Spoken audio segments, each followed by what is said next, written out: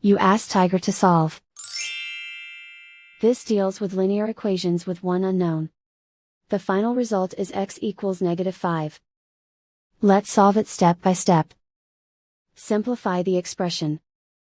Expand the parentheses. Multiply the coefficients.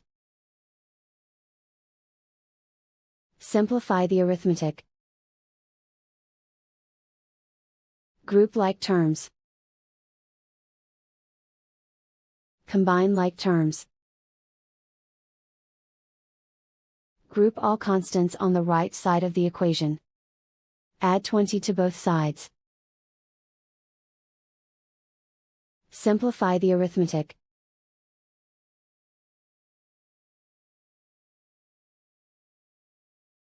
Isolate the x.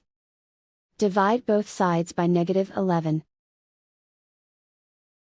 Cancel out the negatives.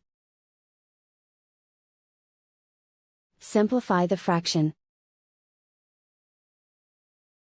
Move the negative sign from the denominator to the numerator. Find the greatest common factor of the numerator and denominator. Factor out and cancel the greatest common factor. And so the final result is x equals -5.